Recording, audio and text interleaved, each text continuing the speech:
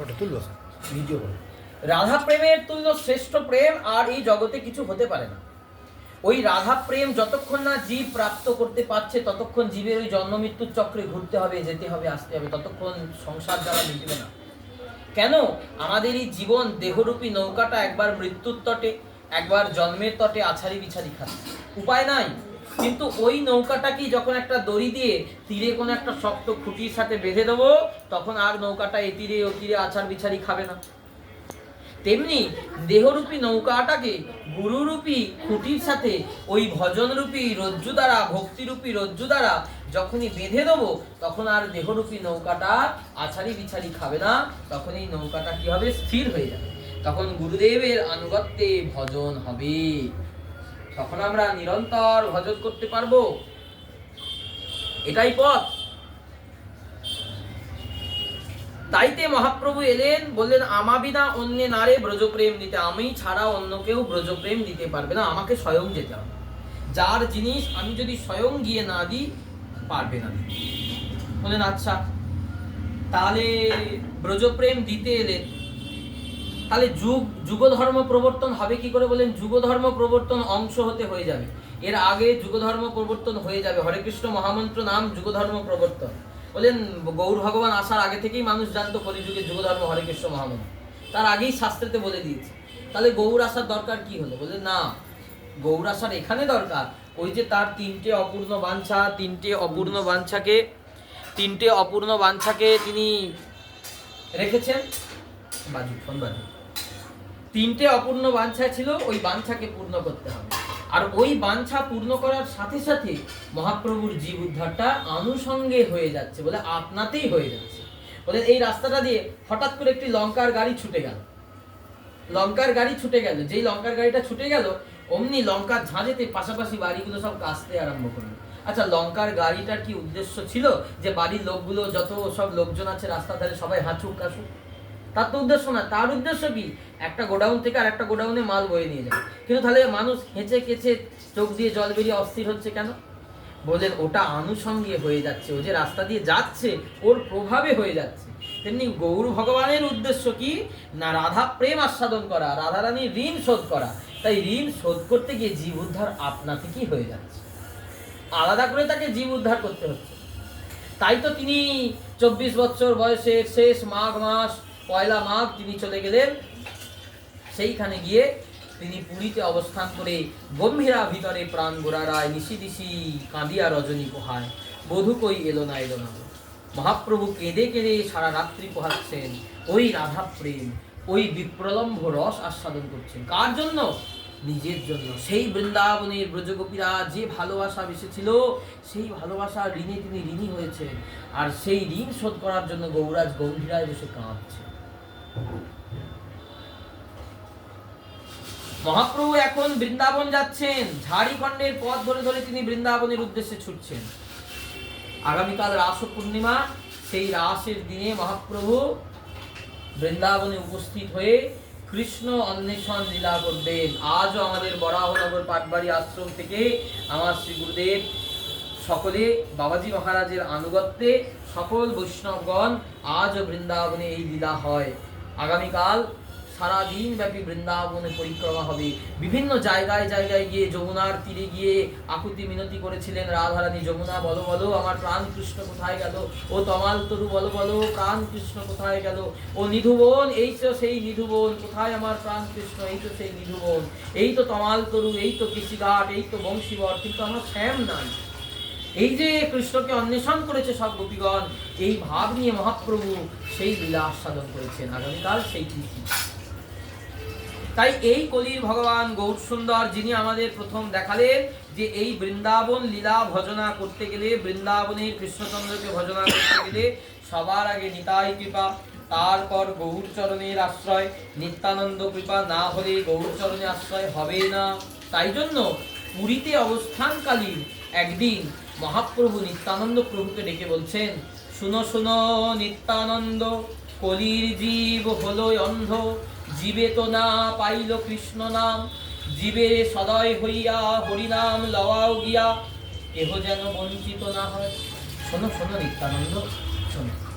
রহস্যি গোপনে সমুদ্রের তীরে মৃদুমন্দ বাতাস বইছে, নিত্যানন্দের হাত ধরে মুখোমুখি বসেছেন, কাঁদছেন মহাপ্রভু। কেঁদে কেঁদে বলছে, নিতাই, কলির জীব যে অন্ধ, কেউ তো হরিনাম নিল না। যে জন্য আমি অবতার হলাম, এই বিশ্বম্ভর নাম ধরলাম, নাম প্রেমে বিশ্ব ভরব বলে আমি বিশ্বম্ভর নাম ধরলাম। নিতাই, তুমি তুমি দেখছো না কলির জীব, আমার বিশ্বম্ভর নাম পূর্ণ হলো না, কলির জীব কেউ হরিনাম পেল না। তখন নিতাইকে বলছে, নিতাই, এক নিবেদন তোরে নয়নে হেরিবে যারে, কৃপা করি লওয়াইও নাম। তুমি নয়নে যাকে দেখবে, কৃপা করে তাকেই হরিনাম লওয়া। জীবের দ্বারে দ্বারে গিয়া হরিনাম লওয়া গিয়া, জীবের প্রত্যেকের দ্বারে দ্বারে যাবে, সকলকে হরিনাম করতে বলবে। যাও, জীবের দ্বারে দ্বারে গিয়ে হরিনাম করতে বলবে, জীবের সদয় হইয়া হরিনাম লওয়াও। কেহ যেন বঞ্চিত না হয়, কাউকে বাকি রেখো না। যদি বাকি রেখো তাহলে বলবে গৌর ভগবান পক্ষপাতী, বেছে বেছে কৃপা করেছেন। অবিচারে নাম লইতে শিখাও, যে অবস্থায় থাকুক না কেন জীব, অবিচারে নাম লইতে শিখাও। শুদ্ধ অশুদ্ধ, ধনী মানি, কুলীন পণ্ডিত, যে অবস্থাতেই থাকুক জীব, শুদ্ধ ভাবে শুধু হরি নাম নিতে শেখাও। যে অবস্থায় থাকুক, পবিত্র অপবিত্র জাতের বিচার করো না, ছোট উঁচু নিচু না, সকলেই সমান, সকলকে অবিচারে হরি নাম লো। আর কি বললেন, হরি নামে যেন কোনো বিধি নিষেধ দিও না, অবিচারে নাম লইতে শিখাও। যদি নামে বিধি নিষেধ দাও তাহলে তোমার নাম কেউ লবে না, কেউ তোমার নাম লবে না। হরি নামে বিধি নিষেধ আরোপ করলে তোমার নাম লবে না, তোমার হরিনাম বাজারে বিকাবে না।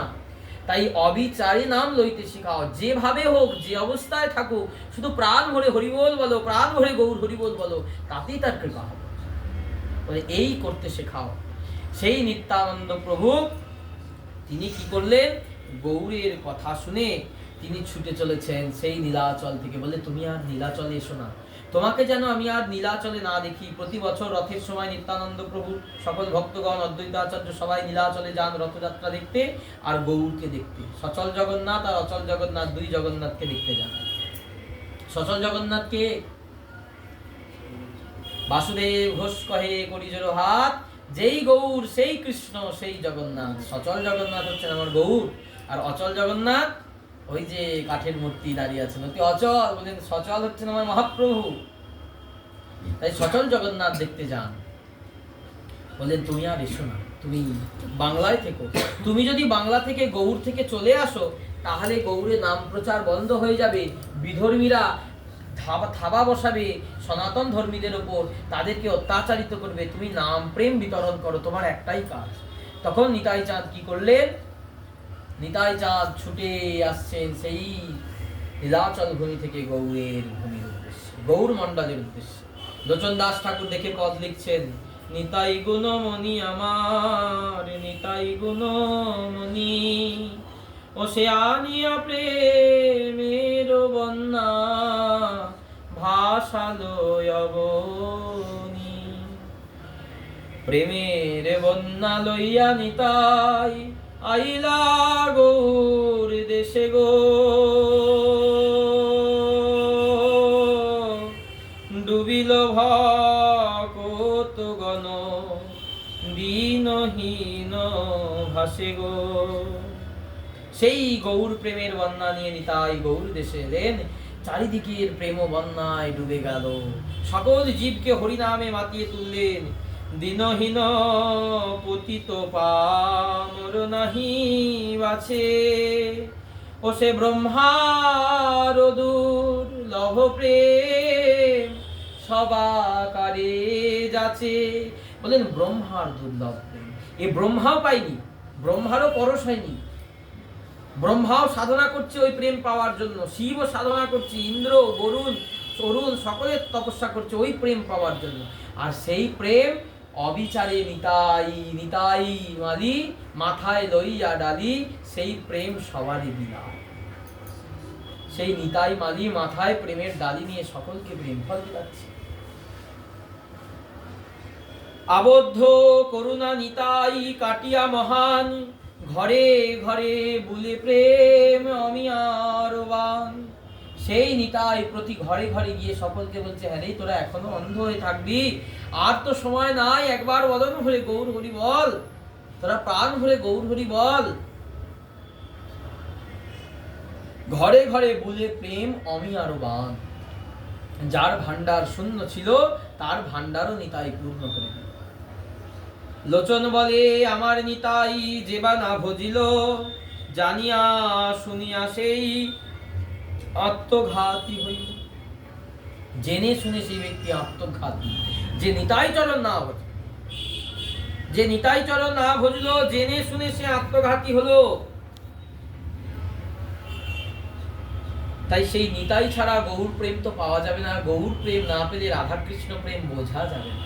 বলে পেলেও পরে নিও না ভাই, নিতাই বিনা রাধা কৃষ্ণ যদি পেয়েও পরে নিও না ভাই। বলে পারবে না, ধরে রাখতে পারবে না। কেন ধরে রাখতে পারবে না? বলে দুর্যোধনও কৃষ্ণকে দেখেছিল, কৃষ্ণকে দুর্যোধন দেখে কি কৃষ্ণকে প্রণাম করেছিল? করেনি। কংস দুর্যোধন কংসও কৃষ্ণকে দেখেছিল, কিন্তু দেখে কি কংস প্রণাম করেছিল? যদি করতো তাহলে উদ্ধার হয়ে যেত, কিন্তু করেনি। পুতনাও কৃষ্ণ দর্শন করলো, তৃণাবর্তাসুর কৃষ্ণ দর্শন করলো, অঘাসুর বকাসুর সবাই কৃষ্ণকে দেখলো। সেই কৃষ্ণকে আবার অর্জুন দেখলো। অর্জুন কৃষ্ণকে দেখবার পর কি বলছেন গীতায় দ্বিতীয় অধ্যায়ে বলছেন, শিষ্যস্তেহং সাধিমাং তং প্রপন্নম, হে কৃষ্ণ আমি তোমার শিষ্য, তোমার চরণে সর্বতোভাবে শরণাগত, এখন আমার যেটা ভালো হয় তুমি সেটা আমাকে উপদেশ করো। তাহলে অর্জুন শরণাগতি পেল, পঞ্চপাণ্ডব শরণাগতি পেল। লাখে লাখে তীর ছুটে আসছে, দুর্যোধনের তীর, পিতামহ ভীষ্মের তীর ছুটে আসছে অর্জুনের রথের দিকে, লাখে লাখে। যুধিষ্ঠির কিন্তু স্থির হয়ে দাঁড়িয়ে দেখছে। ভীম রেগে যাচ্ছে, পিতামহ ভীষ্ম এইভাবে অর্জুনকে তীর মারছে, দাদা আপনি কিছু বলবেন না? তখন যুধিষ্ঠির বলছেন, শোনো ভীম, অর্জুনের রথের সারথি কে জানো? স্বয়ং বাসুদেব। অর্জুনের রথের সারথি হলো বাসুদেব। যার রথের সারথি বাসুদেব, তার জন্য কি আর কারোর চিন্তা করতে লাগে? এই জন্যই তিনি যুধিষ্ঠির, যুদ্ধে স্থির, সব থেকে কঠিন পরিস্থিতিতেও তিনি স্থির, ভগবানের উপর আত্মসমর্পণ পূর্ণরূপে তিনি আছেন। অর্জুনের কিচ্ছু হবে না, একটা তীর অর্জুনের গায়ে লাগবে না। তখন ভীম দেখছে অর্জুনের সামনে ভগবান বুক পেতে দিয়ে দাঁড়িয়ে আছেন, আর ভগবানের বুকে 100, 200, 500, হাজার হাজার তীর এসে ভগবানের বুকে বিঁধে চলে যাচ্ছে, অর্জুনের গায়ে লাগছে। এই হলো ভক্তবৎসল ভগবান। ভক্ত যদি ভগবানকে বলেন, কৃষ্ণ আমি তোমার হলাম, আমি তোমার হলাম, আমি তোমার হলাম, কৃষ্ণ ভব বন্ধ হতি তারে করেন পার। কৃষ্ণ তোমার হলাম যে বলে একবার, ভব বন্ধ হতে কৃষ্ণ করে তারেন পার। তাকে জন্য কিছু করতে হয় না, ভগবান নিজে তার জন্য সাধনা করেন। তোমায় কিছু করতে হবে না, আমি তোমার হয়ে সাধনা করি। মামেকম শরণং ব্রজ, তুমি আমার শরণাগত হও। তুমি তো আগে শরণাগত হও। অহং তাং সর্বপাপেভ্য, সমস্ত ধর্মাধর্ম পরিত্যাগ করার ফলে তোমার যে পাপ হবে, ওই পাপ থেকে আমি তোমাকে উদ্ধার করব। মামেকম শরণং ব্রজ অহং তাং সর্বপাপেভ্য মোক্ষয়িষ্যামি মা, আমি তোমাকে মোক্ষ দেব, তুমি কোনো চিন্তা করো না, তুমি আমার শরণাগত। এরকম কথা কোনোদিন বলবে? কোনো অবতারে বলেছে? এই গৌর অবতারে এসে ওইটি প্রমাণ করে দেখালেন যে একমাত্র যে শরণাগত হয়ে যায়, চাঁদ কাজী বৈষ্ণবের অত্যাচার করলেন, এসে যখন গৌর চরণে প্রণত করলেন, প্রণাম করলেন, শরণাগত নিলেন, চাঁদ কাজীকে মহাপ্রভু সারা জীবনের মতো উদ্ধার করে দিলেন। কর্ণে হরিনাম বলে এহেন অবতার, এহেন গৌর ভগবান আর হয়নি। তাই তো বললেন, অবতারের সার গোড়ায় অবতার, কেন না চিনিলি তারে, করিনি রে বাস গেল না পিয়াস, তোমারে আপন করম ফিরে, উমন কণ্টকের তরু সদাই সেবি, অমৃত পাওয়ার আসে, প্রেম কল্প তরু গৌরাঙ্গ আমার, কেন তারে ভাবিলি বিশেষ। আমরা কৃষ্ণকে বড় ভালোবাসি, কিন্তু গৌরকে অতটা পছন্দ করি না, গৌর তত্ত্ব সম্পর্কে জানতে চাই না। কিন্তু গৌর বেদের সার, গৌর তত্ত্ব না জানলে কৃষ্ণ তত্ত্ব হৃদয়ে স্থিতি হবে না। ভিতটা যদি শক্ত না হয়, জল নিচে গলে চলে যাবে, দাঁড়াবে না ভক্তি রস। তাই ভিতটা তৈরি করবেন কে? গৌর। তাই বললেন, আমরা কলিযুগে জন্মেছি, কলিযুগের একমাত্র অবতারই পুরুষ ভগবান, কলিযুগের উপাস্য ভগবান, তিনি হচ্ছেন প্রাণ গৌর সুন্দর। তাই প্রাণ ভরে আমরা গৌর বলবো। বলে কেন? যদি উদ্ধার না হই এর কি গ্যারেন্টি আছে গৌর আমাদের উদ্ধার করবেন? বলে কেন? গৌর সাধো গৌর ভজহ গৌর করিবেন পাপ। গৌরী তো উদ্ধার করেছেন। দেখো শ্রীবাসঙ্গনে চৈতন্য ভাগবত প্রমাণ দিচ্ছে, শ্রীবাসঙ্গনে গৌর নৃসিংহ রূপে দর্শন দিচ্ছেন, শ্রীবাসঙ্গনে দাঁড়িয়ে গৌর বামন রূপে দর্শন দিচ্ছেন, শ্রীবাসঙ্গনে দাঁড়িয়ে গৌর নারায়ণ রূপে দর্শন দিচ্ছেন, শ্রীবাসঙ্গনে দাঁড়িয়ে গৌর রামচন্দ্র রূপে দর্শন দিচ্ছেন, ওই শ্রীবাসঙ্গনে দাঁড়িয়ে গৌর দুর্গা রূপে দর্শন দিচ্ছেন, গৌরী মনসা রূপে দর্শন দিচ্ছেন। বলেন সমস্ত কিছু গৌরের দেহে আছে। তাই যে গৌর ভজে তার আর অন্য কোনো না ভজলেও চলে, না ভজলেও চলে। সে অন্য ভজুক, তাতে ক্ষতি নাই, না ভজলেও তার কোনো অপরাধ হবে না, কারণ সে তো গৌর ভজে। তাই গৌর সার। তাই এই গৌরকে পেতে গেলে নিতাইকে আশ্রয় করতে হবে। কেন না? গৌর দায়িত্ব দিয়ে রেখেছেন নিতাই। এই পানিহাটি আপনারা জানেন, আপনাদের শ্রীরামপুরের অপোজিটেই উল্টালি পানিহাটি। এই পানিহাটি রাঘব ভবনে ছিলেন রাঘব পণ্ডিত, মহাপ্রভুর প্রিয় পার্ষদ। সেই রাঘব পণ্ডিত একদিন মনে মনে ভাবছে, আবার কি একটা নতুন উৎপাত এসে হাজির হলো নবদ্বীপে। নিত্যানন্দ নাম দিয়েছে নিতাই, কারোর কিছু মানে না, কোনো জাতপাত মানে না, বামুনের ছেলে, এদিকে সবার হাতে খায়, সবাইকে জড়িয়ে ধরে বেড়ায়, এ আবার কে উৎপাত নতুন এসে হাজির হলো নবদ্বীপ। এরকম মনে মনে ভাবছে। আবার মহাপ্রভু একে নিয়ে নাচানাচি করছে একটু, মনে মনে ভেবেছে রাঘব পণ্ডিত। মহাপ্রভু জানতে পেরেছেন, আর রাঘব পণ্ডিতকে ডেকে বলছেন, রাঘব শোনো। হ্যাঁ প্রভু বলুন। শোনো শোনো রাঘব, তোমায় নিজ গপ্প কই। শোনো রাঘব, তোমাকে আমি নিজের গোপন কথাটা বলি, নিজ গপ্প কই। আমার দ্বিতীয় নাই নিত্যানন্দ বই। নিতাই আর আমাতে কোনো পার্থক্য নাই, আমার দ্বিতীয় নাই নিত্যানন্দ বই। তিলার্ধেক নিত্যানন্দে যার দেশ রহে, কোটি জন্ম ভজিলেও সে আমার প্রিয় নহে। তিলার্ধেক নিত্যানন্দের প্রতি কারোর যদি অশ্রদ্ধা থাকে, কোটি জন্ম সে যদি ভজন করে নেয়, তাতেও সে কোনোদিন ভজনীয় বস্তু পাবে না, আমার প্রতি প্রিয়তা আসবে না। নিত্যানন্দ না মানো তোমার হইবে সর্বনাশ। তুমি যদি নিত্যানন্দ না মানো তোমার হবে সর্বনাশ। তখন নিত্যানন্দ প্রভুর মহিমা সম্পর্কে বলতে লাগলো। এই নিতাই হচ্ছেন সেই আদি সংকর্ষণ, শেষ সাই সংকর্ষণ অবতারী নারায়ণ, যার অংশ কলাতে গণন, সেই কৃপা সিন্ধু ভক্তিদাতা, জগতের হিতকর্তা, সেই রাম রোহিণী নন্দন। ব্রজের বলাই নিতাই বেশে, ব্রজের যে ছিল বলরাম, সে এসেছে নিতাই রূপে। এই হচ্ছে আদি সংকর্ষণ। এই সংকর্ষণের থেকেই নারায়ণের প্রকাশ, আমার থেকে নারায়ণের প্রকাশ না, এই সংকর্ষণ থেকে নারায়ণের প্রকাশ। গর্ভদক্ষায়ী, ক্ষীরদক্ষায়ী, কারণার্ণবশায়ী, এই যে চতুর্বুধা কৃষ্ণের যে মূর্তি, চতুর্বুধা যে মূর্তি, এই চতুর্বুহ মূর্তির প্রকাশ হচ্ছে ওই সংকর্ষণ থেকে। আর সেই সংকর্ষণের অবতারই হচ্ছেন, সংকর্ষণ সাক্ষাৎ হচ্ছে নিত্যানন্দ, যিনি কৃষ্ণ সেবা করছেন। বলেন কিভাবে? বলেন ওই যে অনন্ত শয্যায় কৃষ্ণ শুয়ে আছেন অনন্ত নাগের উপরে, বলে এই অনন্ত নাগ রূপে সেবা করছেন। ছত্র চামর বসন ভূষণ, বসন নিতাই ভূষণ নিতাই, বিলসে সখীর মাঝে, অন্তরে নিতাই বাহিরে নিতাই, নিতাই জগতময়, সমস্ত দিকে নিত্যানন্দ। নিতাই ছাড়া গৌর সেবা করবে না, কেউ করতে পারবে না। উনি সেবক তত্ত্ব বলরাম, তাই সেবা করছেন, এ যুগেও সেবা করতে এসেছেন নিতাই রূপে।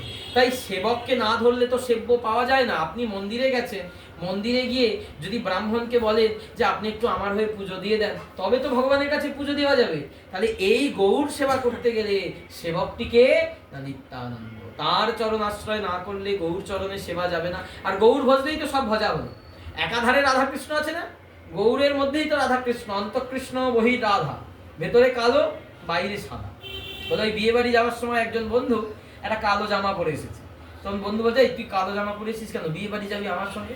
বলছে আমার একটা সাদা জামা আছে তুই পর। কালো জামাটা তো খুলতে পারছি না, কালো জামার উপরে সাদা জামা পরে ফেলেছে, কিন্তু বিয়ে বাড়িতে গেছে কলার আর হাতার কাছ দিয়ে ভেতরের কালো রঙের জামাটা বেরিয়ে আসছে, একটু একটু বেরিয়ে আসছে। তখন লোকে বলছে দেখ দেখ ও ভেতরে আসলে কালো জামা পরেছিল, কারোর কাছ থেকে ধার করে ওই সাদা জামাটা নিয়ে আবার সাদা জামা পরে এসেছে। তাই ভগবান গৌর সুন্দর যখন কলিযুগে বিহার করছেন, তার পার্ষদগণ ভক্তগণের কাছে তিনি ধরা পড়ে গেলেন, ওই ভিতরের কালো রংটা তার ফুটে বেরিয়ে এলো। তখন সকল ভক্ত চিনতে পেরে গেলেন রাধারানীর ওই সাদা বর্ণটা ধার করা, নিজের নয়, নিজেরটা কালো, ওই সাদা বর্ণটা সাদা খোলটা ওটা হচ্ছে ধার করা, ধার করে এনেছে। তখন বুঝে গেল ভক্তগণ, এই রাধা কৃষ্ণ মিলিত তনু গৌর সুন্দর, এ ব্যতীত কলিযুগের অন্য কোনো উপাসনা নেই। তাই বললেন রাধা কৃষ্ণ সেবা করা আমাদের জন্য সখীর আনুগত্যে গিয়ে যুগল সেবা, অত সহজ না। তাই সেই সেবাটা যাতে পেতে পারি, কোনো জন্মে গিয়েও যদি পেতে পারি, তার জন্য নিতাই গৌর ভজন করো। ঘরে ঘরে নিতাই গৌরের চিত্রপট রেখে ভজন করো, নিত্যানন্দ প্রভুর চরণে নিরন্তর প্রার্থনা করো, কবে গৌরাঙ্গ বলিতে হবে আমারে পুলক শরী, আমারে হরি হরি বলিতে নয়নে ববে নি, আরে কবে নিতাই চাঁদে করুণা হইবে, এই সংসার বাসনা মোর কবে তুচ্ছ হবে, এই বিষয় ছাড়িয়া কবে শুদ্ধ হবে মন, ওগো কবে হেরব সেই মধুর বৃন্দাবন, কবে রূপ রঘুনাথ পদে আমার হইবে আকুতি, আরে কবে মেহেরব সেই যুগল পীরিতি, রূপ রঘুনাথ পদে রঘুমর আস, প্রার্থনা কর সদা নরোত্তম দাস। এই রূপ রঘুনাথের পদে কবে আমার আস, কবে আমার শ্রদ্ধা হবে, কবে বিষয় ছেড়ে আমার মন শুদ্ধ হবে, গিয়ে মধুর বৃন্দাবন দর্শন করব, কবে হেরব সেই যুগল প্রীতি। বৃন্দাবন গেলে তো শুধু গাছ পাতা লতা কাঠ বৃক্ষ ঘর বাড়ি মানুষজনই চোখে পড়ে, কই তো দেখতে পাচ্ছি না শ্যাম সুন্দর বাঁশি বাজাচ্ছে, কই তো বংশী ধ্বনি শুনতে পাচ্ছি না। ওই যে কবিগণ লেখকগণ লিখে গেছেন, এখনো সে বৃন্দাবনে বাঁশি বাজে রে, ওই বাঁশির আওয়াজ তো আমি শুনতে পারলাম,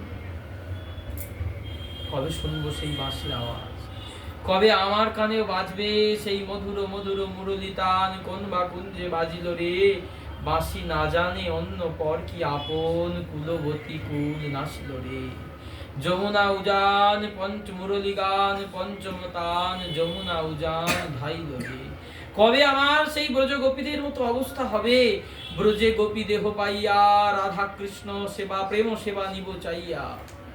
ব্রজের গোপী দেহ পেয়ে কবে আমি রাধা কৃষ্ণ সেবা করব, গোপী দেহ না পেলে তো রাধা কৃষ্ণ সেবা করা যায় না, এই প্রাকৃত দেহ দিয়ে তো রাধা কৃষ্ণ সেবা হবে না। শাস্ত্রকারগণ তো বলে গেছেন, গোপী দেহে নিজ মনে সিদ্ধ দেহ করিয়া ভাবন, রাত্রি দিনে কর চিন্ত রাধা কৃষ্ণের সেবা। গুরু কৃপায় নিতাই গৌরের কৃপায় কবে গোপী দেহ লাভ হবে, তবে গিয়ে রাধা কৃষ্ণের যুগল সেবা হবে, তার আগে তো হবে। ওই আদি সপ্তগ্রাম, হুগলি জেলার ব্যান্ডেলের পাশে আদি সপ্তগ্রামের জমিদার হিরণ্য দাস গোবর্ধন দাসের একমাত্র ছেলে, বাবা জেঠু হিরণ্য দাস, বাবা গোবর্ধন দাস, তার একমাত্র সন্তান রঘুনাথ দাস, চরম ভক্ত। মহাপ্রভু এসেছেন, শান্তিপুরে সন্ন্যাস করে ছুটে গেছেন, প্রভু আমাকে কৃপা করো। প্রভু বলছেন, স্থির হও রঘুনাথ, না হও বাতুল, ক্রমে ক্রমে পায় জীব ভব সিন্ধু কুল। রঘুনাথ স্থির হও, বাতুলতা করো না, মর্কট বৈরাগ্য না করো লোক দেখাইয়া, যথাযোগ্য বিষয় ভুঞ্জ অনাসক্ত হইয়া। বিষয় ছাড়লেই কৃষ্ণ ভক্ত হওয়া যায় না, যথাযোগ্য বিষয় ভোগ করো, যতদিন বিষয় ভোগ আছে, কিন্তু বিষয় ভোগের সাথে সাথে ভোজন করো, অনাসক্ত হয়ে বিষয় ভোগ করে, বিষয় তোমার নয় সেইটি মনে করে ভোগ করো। তার বিষয় তার সেবার জন্য আমাকে দিয়েছেন, তার সেবা করাই আমার ধর্ম, এই মনে করে তার সেবা করো।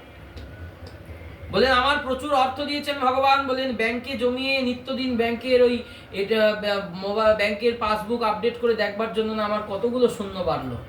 বলেন যদি তোমাকে ভগবান অর্থ দিয়ে থাকেন, অর্থ দিয়ে তুমি পরমার্থ সঞ্চয় করো, কারণ এইটাই একমাত্র পথ।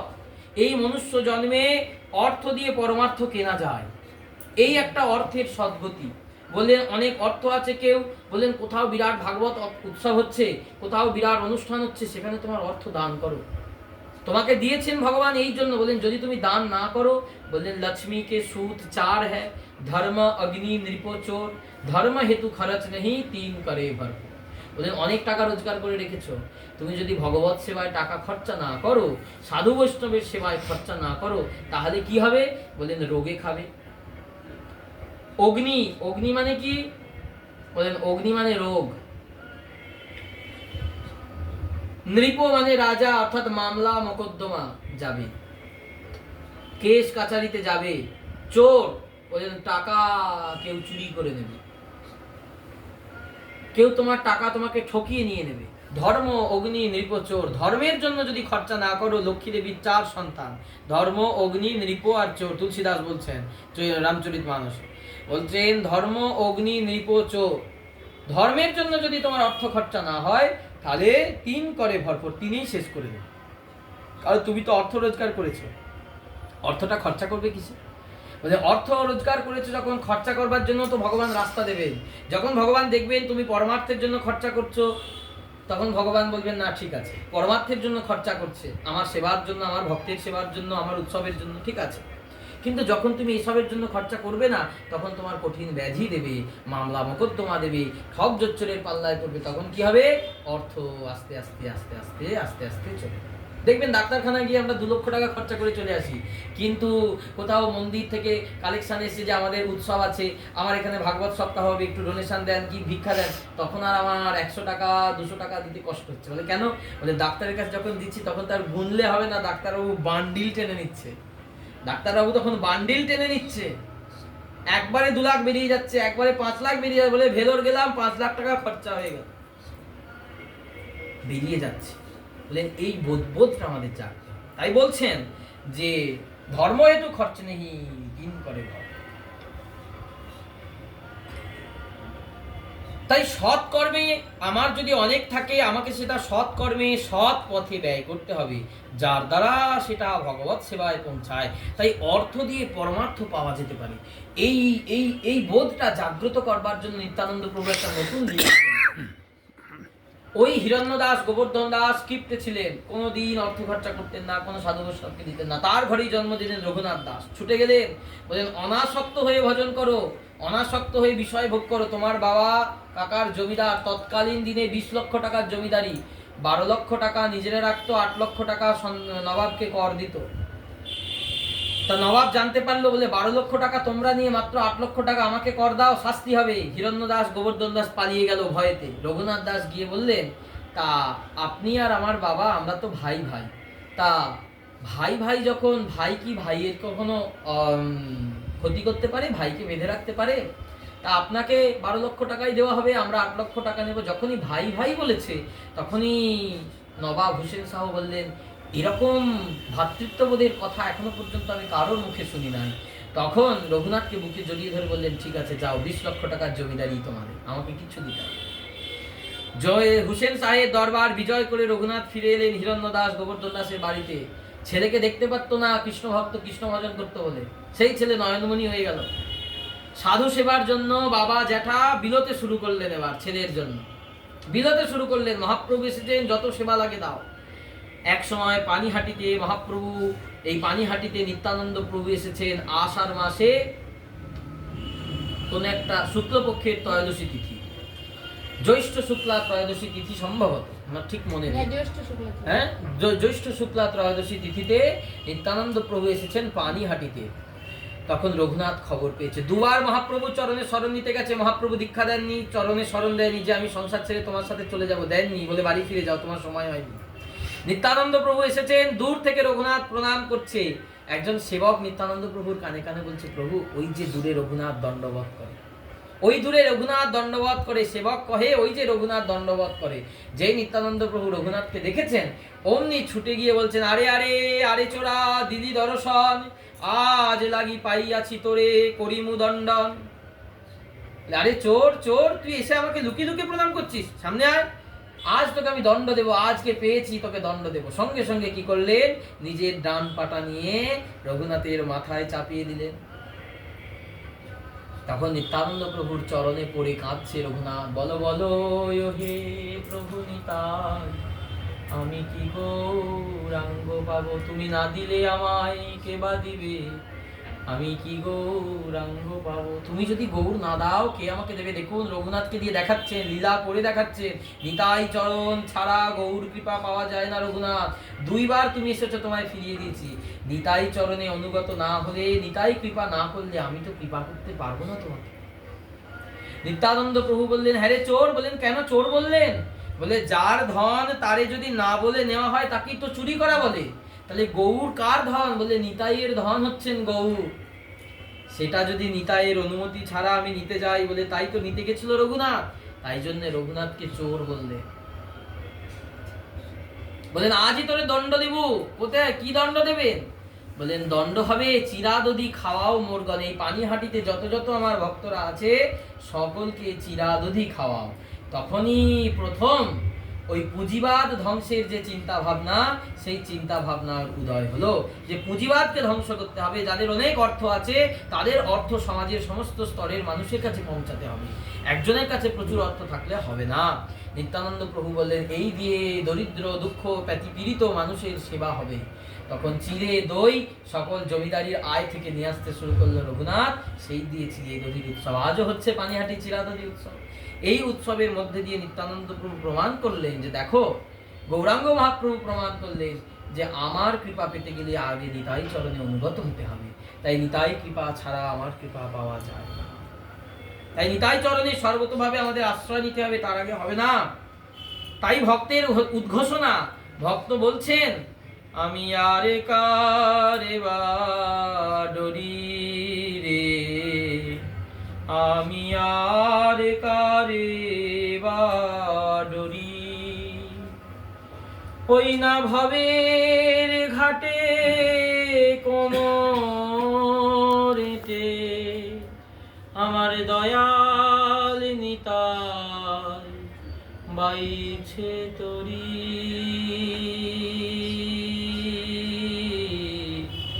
আমি আর কারে বা ডরি রে, আমি আর কারে বা ডরি, হই না ভবের ঘাটে কোমরেতে আমার দয়াল নিতাই বাইছে তরি, আমি আর কারে বা ডরি রে, আমি আর কারে বা ডরি, থাক না কেন বেলা বয়ে, হোক না তুফান ভারী, যাক না কেন বেলা বয়ে, দয়াল নিতাই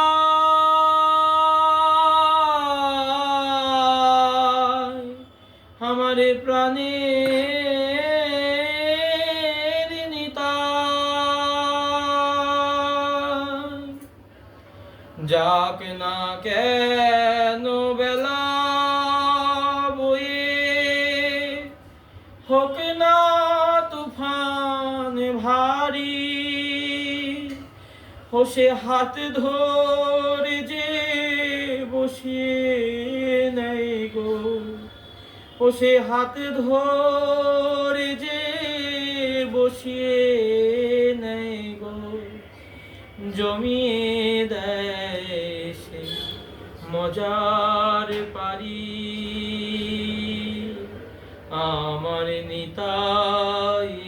কান্ডারি, আমি আর কারে বা ডরি রে, আমি আর কারে বা ডরি।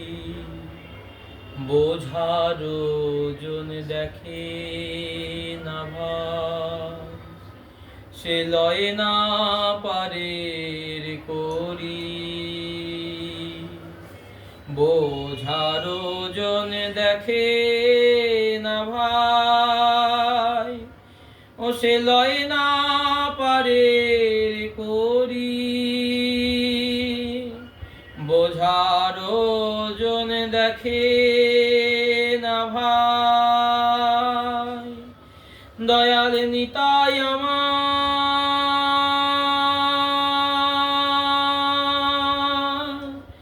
নিতাই নিতাই নিতাই আমার। বোঝার ওজন দেখে না ভাই, লয় না পারির করি। শুধু বল রে একবার বদন ভরে, তোরা বল রে একবার বদন ভরে, আমার প্রাণের গৌর হরি। আমি আর কারে বা ডরি রে, আমি আর কারে বা ডরি। অন্ধ পাগল হলাম তোমার, অন্ধ পাগল হলাম তোমার। প্রাণের নিতাই আমার,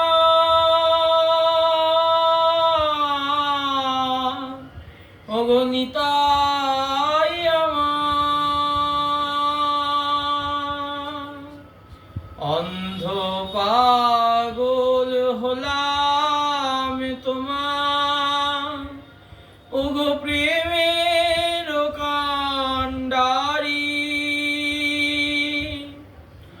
মোদের আছে শুধু দিতে পারি, ওগো মোদের আছে শুধু দিতে পারি। শুধু তপ্ত দুফোঁটা নয়ন বাড়ি, নিতাই প্রেমের কান্ডারি, নিতাই তাও যদি দরকারি। আমি আর কারে বা ডরি রে, আমি আর কারে বা ডরি। হই না ভাবের ঘাটে কমরেটে, আমার দয়াল নিতাই বাইছে তরি। আমি আর কারে বা ডরি রে, আমি আর কারে বা ডরি। তাই কোনো বোঝার ওজন দেখে না, পাপের বোঝার ওজন দেখে না, কোনো কড়ি লাগে না। শুধু বদন ভরে গৌর হরি বল বললেই নিতাই কান্ডারি পায়। তাই বদন ভরে গৌর। আজকে পাশের এখানে বিশ্রাম করে আবার কখনো আমাদের সৌভাগ্য হলে আমরা আবার কিঞ্চিত ভাগবতী কথা আস্বাদন করব। জয় নিতাই, জয় গৌর, জয় জয় শ্রী রাধা রমন, সকলের চরণে ধন্যবাদ প্রণতি। জয় জয় শ্রী রাধা। এখানে না, ওইখানেই দেবে, আমি করে দেবো।